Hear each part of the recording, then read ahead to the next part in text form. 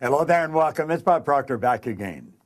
Now, you know, in the last video that we made here together, I went through how the conscious mind works, how the subconscious, and how the body is an expression of the mind. And as you go through that, if you go through it a few times, you're going to see, yeah, that's exactly what happens. Now, I want you to think of this for a moment. When you impress an idea upon your subconscious mind, that alters the vibration of this instrument we call our body. See, our body is a molecular structure. Really what it is. It's a mass of energy in a very high speed of vibration. Now, we invented a word to describe our conscious awareness of vibration, and that word is feeling. If you ask a person, how are you today? They'll say, well, I'm feeling fine, or I don't feel that good, I feel great. You never hear a person say, oh, I'm consciously aware of being emotionally involved with a negative idea, so therefore I've moved into a negative vibration. But that's exactly what happens. So you see, as we start to understand this, and we become aware that we're not feeling too good, we can change it. Now, it takes a little training, but you can do it. We are really in charge of how we feel. Now, we let other people upset us, but we don't have to let other people upset us. We don't need to react to them. We can respond. We can listen to what they're saying, and they say, well, you're entitled to your opinion, but that's just not what I'm like. And we can hold our own idea of ourselves.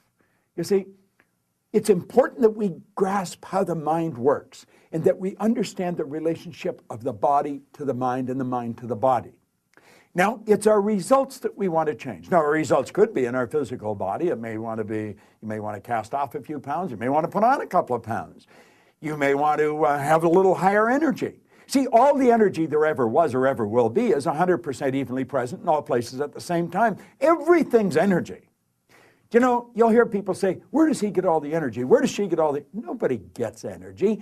Everybody releases energy. Desire is the triggering mechanism that lets the energy flow. Now, let's go back and have a quick review. Here you've got the little stick person here. There you've got the conscious mind, and remember, you have the sensory factors hooked up to the conscious mind. And then you have the subconscious mind, and then you have the body. Now, the conscious mind has the ability to choose thoughts. Those thoughts turn into pictures. We turn the pictures over to the subconscious mind, and then the subconscious mind expresses the action, all right? Now, what is the problem? Remember, we said the subconscious mind had no ability to reject. We said the subconscious mind cannot differentiate between what's real and what's imagined. How did we arrive on the scene? I'll tell you. When you arrived on the scene, you did not have any conscious faculties developed. The sensory factors weren't even developed. This is how you arrived. That's called the little life. That's the baby. No conscious mind. So there's the subconscious mind. It's wide open. You can put anything in it. You see, your subconscious mind is programmed genetically. That's why we look like our relatives. It's built right into the genes at birth. But then we're programmed environmentally.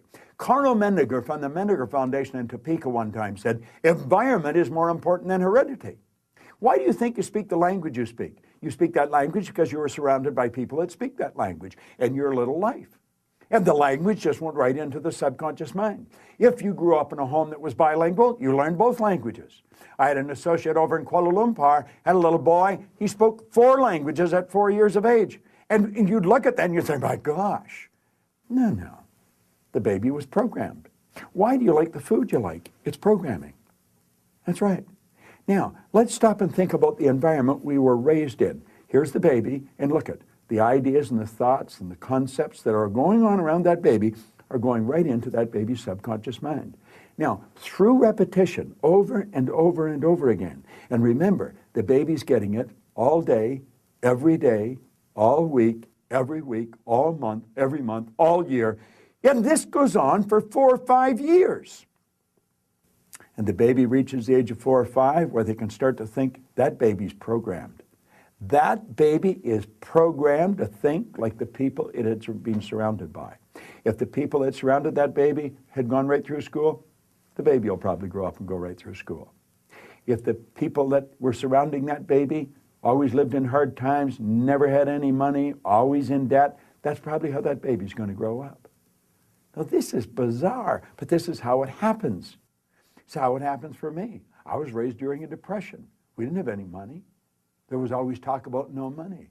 You should be satisfied with what you've got. Well, that's not true. You should never be satisfied with what you've got. You should be happy with what you've got.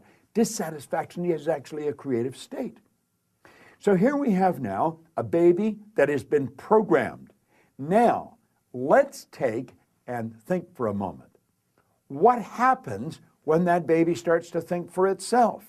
Now think of this. The paradigm controls the vibration controls the action which produces the result.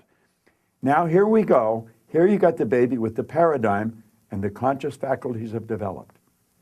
They have the ability to think. There's a power flowing into them. What are they going to think? They're going to think thoughts that are in harmony with that paradigm. That's right. We've been raised to believe you go to work to earn money. Do you know that working is the very worst way to earn money? That's right. You should go to work for satisfaction, not for money. You provide service for money. You can earn money while you're sleeping. In fact, we have programs where we teach people to actually earn more money while they're sleeping than they'll ever need to use while they're awake. You say, well, that's a pipe dream. No, no. That's a paradigm that causes you to think that's a pipe dream. There's people doing that are nowhere near as bright as you. But here we are now. We've got the person. They've been programmed in their little life genetically and environmentally. That paradigm is nothing but a multitude of habits. A habit is an idea that's been programmed into the subconscious mind over and over and over again.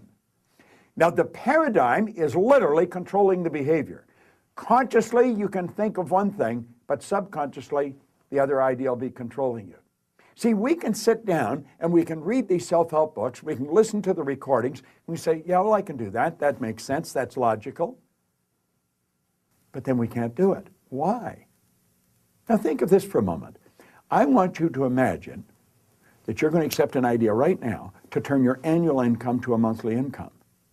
You say, well, I'd like that, but will you do it? Probably not. Your paradigm will stop you. See, your paradigm literally controls the results.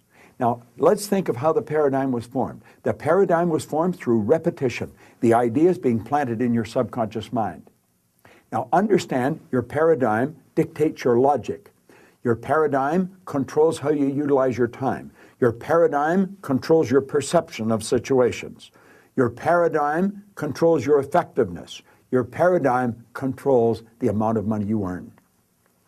If you want to change your life, you must change your paradigm.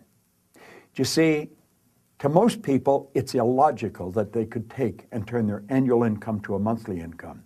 But if you follow our teachings, we'll show you exactly how to do that.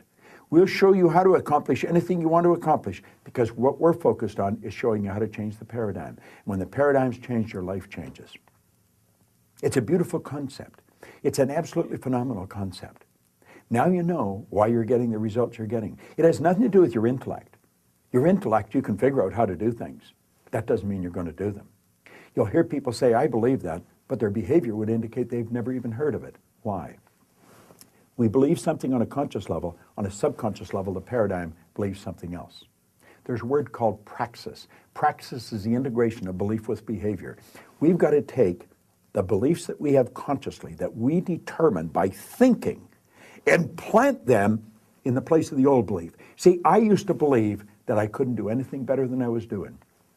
I felt fortunate that I was on the fire department. The idea of building a company that operated all around the world, furthest thing from my mind. But you know something? As I changed my paradigm, my whole world changed.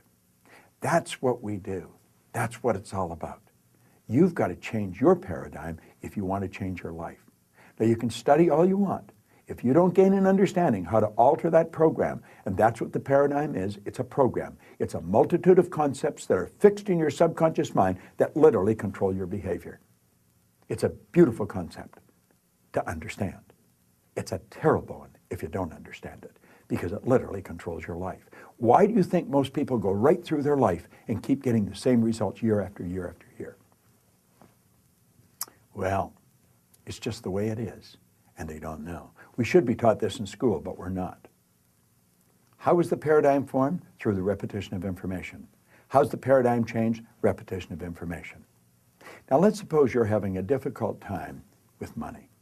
You find that you got more going out than coming in. You've got to change your concept about money. How do you do that? Through the repetition of an idea. That's where affirmations comes in. I'll give you one that I've been using for years. I am so happy and grateful now that money comes to me in increasing quantities through multiple sources on a continuous basis. I am so happy and grateful now that money comes to me in increasing quantities through multiple sources on a continuous basis.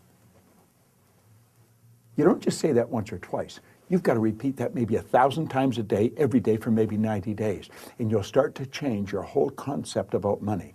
Wealthy people all have multiple sources of income. Now, I'm going to tell you what happened to me.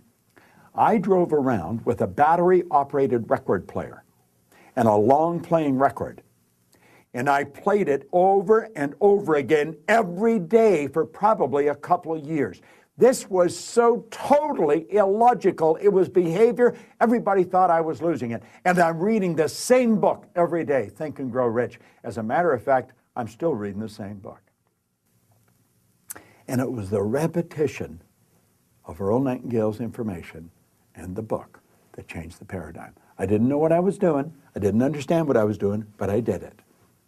Do you know, I had a man come up to me in the Waldorf Hotel in New York, the Waldorf Astoria, at the end of a 3-day program, and he said, "Bob, I really want to thank you for what you've just given to me." He said, "For the first time in my life, I've understood how I accomplished what I did." I said, "What did you do?" He said, "I won the gold medal in the decathlon in the Olympics in Melbourne, Australia in 1957. That's right. Milt Campbell. And he said, "I never understood how I did it." He said, "The next time you run a seminar, I want to bring my boys." And he did. Milt and I became great friends. In fact, Milt has a key to our house.